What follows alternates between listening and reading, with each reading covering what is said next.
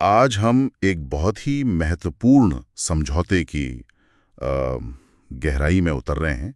ये जो 10 जुलाई 2025 को भारत यूरोपीय संघ व्यापार और प्रौद्योगिकी साझेदारी हुई है, आईईटीपी, इसका एक विस्तृत विश्लेषण हमारे सामने है और हमारा मकसद है कि इसकी सबसे ज़रूरी बातें समझें, उनके मायने निकालें।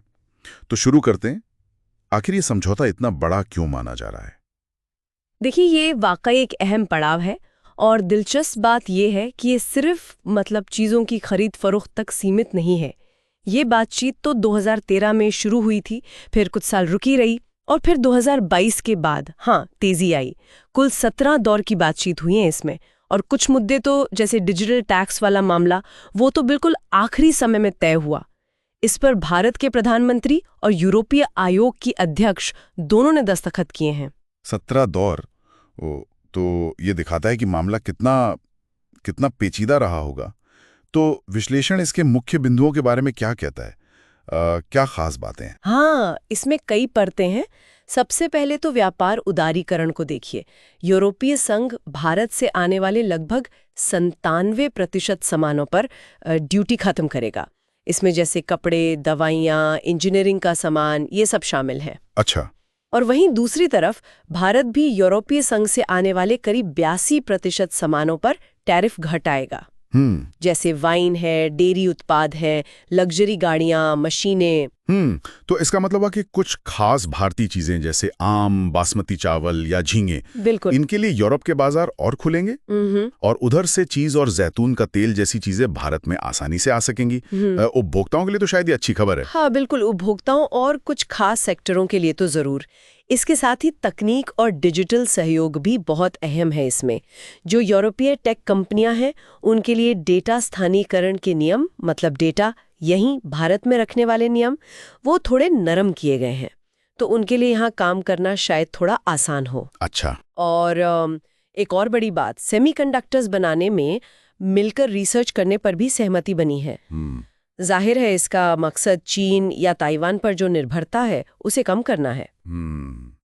तो ये तकनीकी साझेदारी, ये तो सीधे तौर पर वैश्विक सप्लाई चेन में बदलाव की कोशिश से जुड़ी लगती है, जैसा कि विश्लेषण इशारा कर रहा है। और स्थिरता, सस्टेनेबिलिटी का क्या? आजकल ऐसे समझौतों में ये एंगल तो होता ही है। हाँ, आपने सही पकड़ा। स्थिरता भी एक महत्वपूर्ण पहलू है।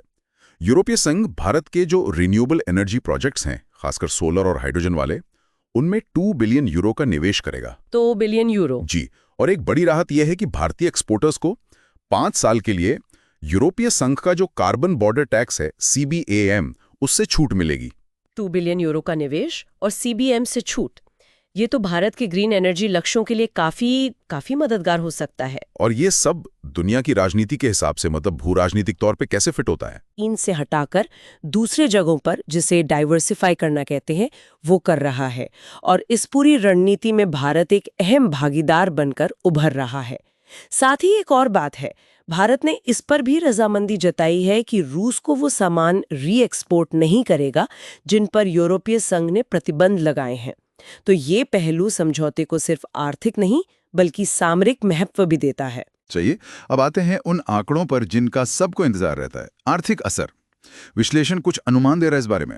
हाँ बिल्कुल, और अनुमान काफी दिलचस्प है।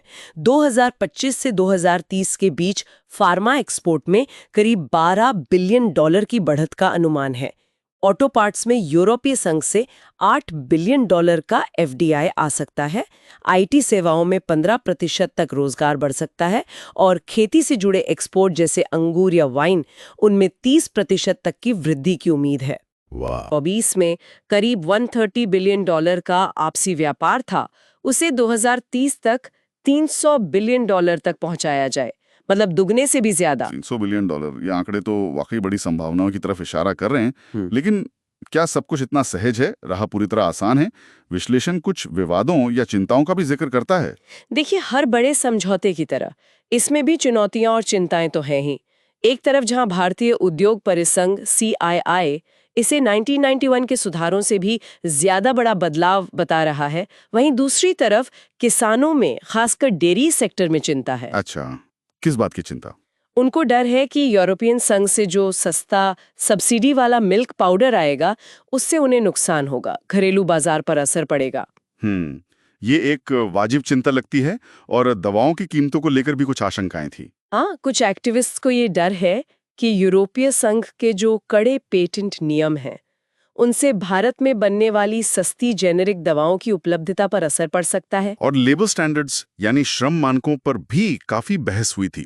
हालांकि यूरोपीय संघ की सभी मांगें इस मोर्चे पर मानी नहीं गई। तो कुल मिलाकर देखें तो ये एक बहुआयामी समझौता है, जिसमें आर्थिक तरक्की की जबरदस्त क्षमता तो दिखती है, लेकिन साथ ही किसानों, दवा उद्योग और श्रम जैसे क्षेत्रों से जुड़ी कुछ गंभीर चिंताएं भी हैं, जिन पर नजर रखनी होगी। बिल्कुल सही कहा आपने। और यहीं पर एक जरूरी सवाल उठता है कि व्यापार के आंकड़ों से आगे बढ़कर ये जो तकनीक और स्थिरता पर जोर है, ये समझौता अगले दशक में भारत और यूरोपीय संघ के बीच सिर्फ आर्थिक रिश्ते ही नहीं, बल्कि नियमों का, इनोवेशन का, आपसी समझ का, उस पूरे परिदृश्य को कैसे बदलेगा, ये सोचने वाली बात है। वाकई ये एक अहम सवाल है।